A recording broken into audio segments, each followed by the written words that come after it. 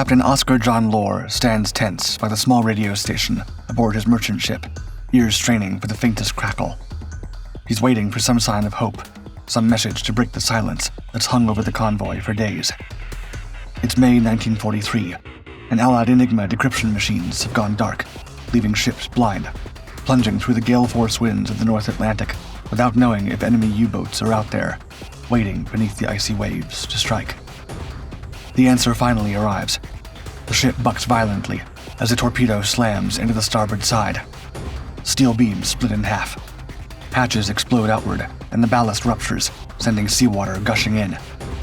The explosion tears through the dawn with a deafening roar, flinging water, debris, and fire into the air. The ship begins to tilt as smoke pours from below deck. They've been found. An escort destroyer surges toward the crippled vessel, just as the convoy's communications tracker starts crackling. The sailors' hearts sink as they decipher the message. A wolf pack is closing in from every direction, ready to send over 40 Allied ships to the bottom of the ocean. Lifeboats hit the waves, and the convoy struggles to reform. The first shapes appear on the horizon, the unmistakable shadows of periscopes, slicing through the surface like sharks ready to feast. Upon the fall of France in 1940 and the expansion of German naval forces into the Atlantic, maritime traffic from the United Kingdom was reorganized into escorted convoys departing from Liverpool and bound for Halifax, Canada. This system aimed to protect vital shipments from patrolling U-boats that sought to disrupt the supply chain for the war effort. On April 21, 1943, convoy ONS-5 set sail from British waters bound for Nova Scotia. Composed of 43 merchant ships, it carried ballast and essential trade goods to support Allied operations. The convoy was under the command of Convoy Commodore J.K. Brooke aboard the Norwegian freighter Reyna, with several warships of the Mid-Ocean Escort Force, led by Captain Peter Gretton on the destroyer Duncan, providing protection. Additional escort ships included the destroyer Vidette, the frigate Tay, corvettes, rescue trawlers, and the fleet oiler British Lady, which provided mid-ocean refueling. The North Atlantic was notorious for its rough seas and unpredictable weather, but even these natural dangers paled compared to the looming threat of German U-boats. The Battle of the Atlantic had raged since 1939, with both sides locked in a struggle for control of the sea. For the ships and crews of ONS-5, the possibility of encountering a wolf pack of submarines en route was ever-present and nerve-wracking. However, the Allies believed there was a rare window of opportunity. After a series of intense convoy battles in March, many German U-boats had returned to port for repairs and resupply, resulting in a temporary lull in attacks. This offered a glimmer of hope that convoy ONS-5 could cross the Atlantic without major incident. Yet, by the end of April, it became clear that this hope would be short-lived. Reinforcement U-boats were already sailing toward the convoy routes, their strength peaking again just as ONS-5 entered the most dangerous stretch of its journey. Complicating matters further, the Germans had stepped up their intelligence operations and were able to intercept and decode Allied communications, giving them critical information about convoy routes and timing. The mission proved arduous the moment convoy ONS-5 set sail. High winds whipped across the Atlantic, and turbulent seas slammed against the vessels, pushing some freighters off course. The harsh weather led to a collision between ships, and mechanical failures forced others, such as the Polish freighter Modlin, to turn back. Despite these setbacks, the convoy pressed on, navigating through the treacherous waters. Commander Peter Gretton quickly shifted focus to maintaining formation, refueling his destroyers, and positioning the escort vessels strategically to fend off the anticipated U-boat attacks lurking in the North Atlantic. As the fleet pushed westward toward Halifax, it became clear that ONS-5 was not alone in the Atlantic.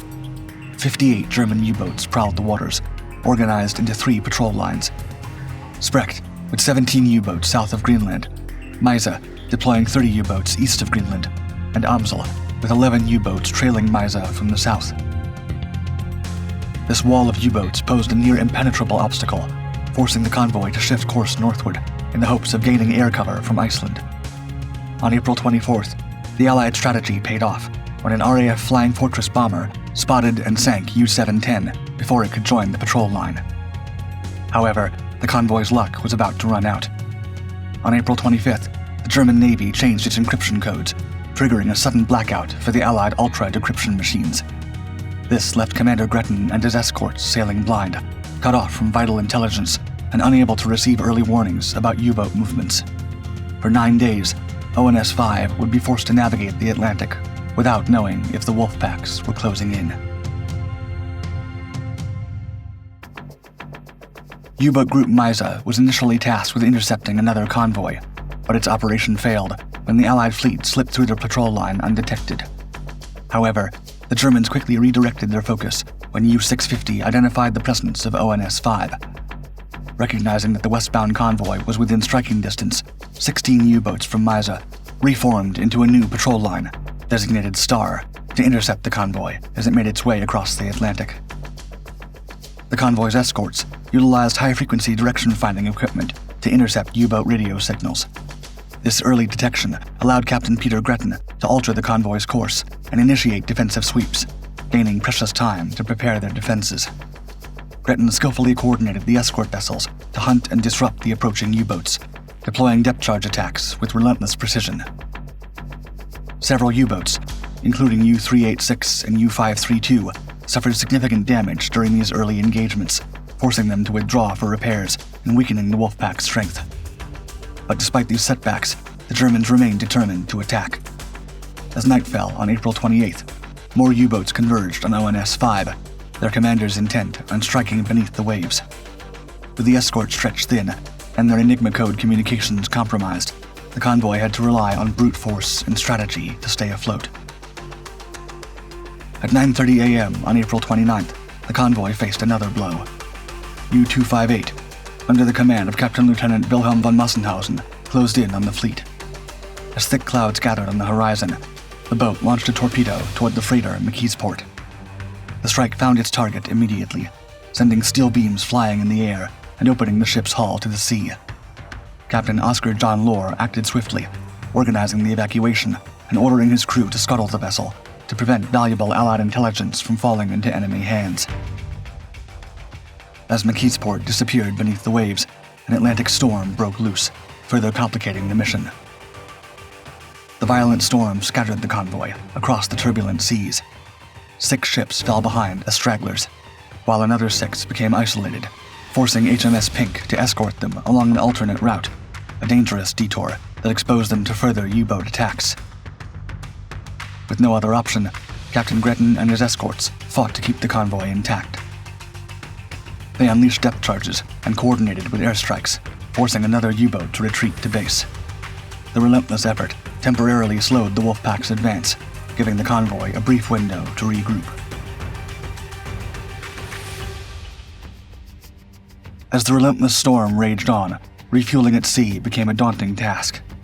Several destroyers were running dangerously low on fuel, including HMS Duncan, Captain Gretton's flagship, forcing him to leave the convoy with fellow escort ships HMS Impulsive, HMS Penn, HMS Panther, and the rescue trawler Northern Gem, which carried the survivors of the stricken McKeesport back to shore.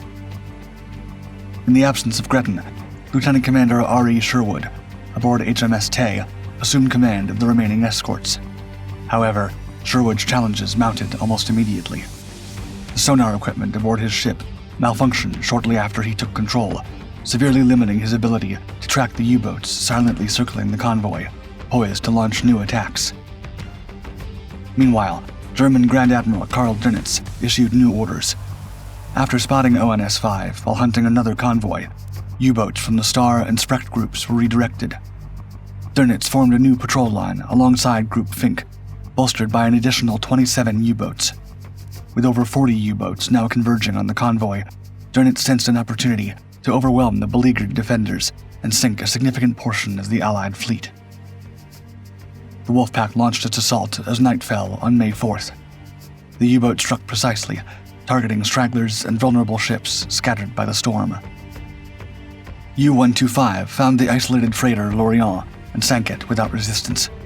U-707 infiltrated the convoy's formation and launched a torpedo barrage, sinking the straggling North Britain. U-628 exploited a gap in the escort screen and fired 5 torpedoes, hitting and sinking the British freighter Harbury. Not long after, U-264 unleashed another 5 torpedoes, claiming 2 victims, Harper Lee and West Maximus. Despite these devastating losses, the convoy's escorts fought back fiercely, exploiting their tracking systems and radar to anticipate and disrupt U-boats by delivering powerful blows to their attackers. They inflicted heavy damage on several U-boats using depth charges and coordinated strikes, forcing U-270, U-732, and U-514 to retreat.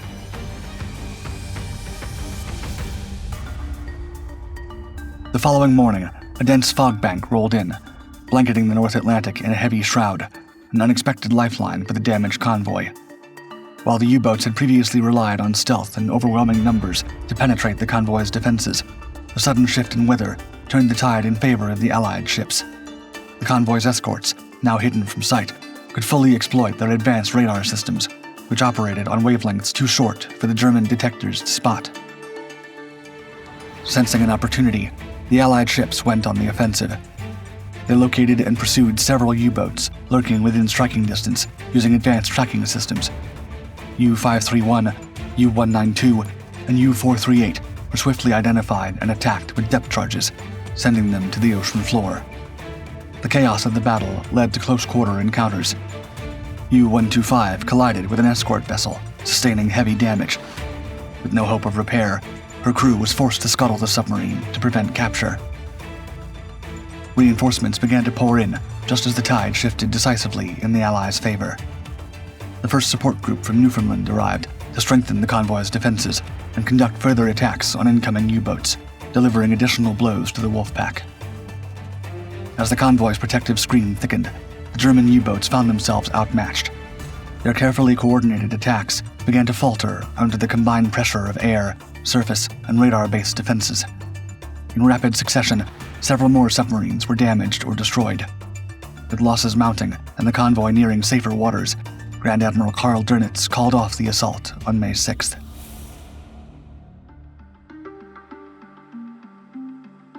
After a week of intense battle, during which convoy ONS-5 faced relentless attacks from over 40 German U-boats at the cost of 13 ships, the fleet finally reached Halifax on May 12, 1943.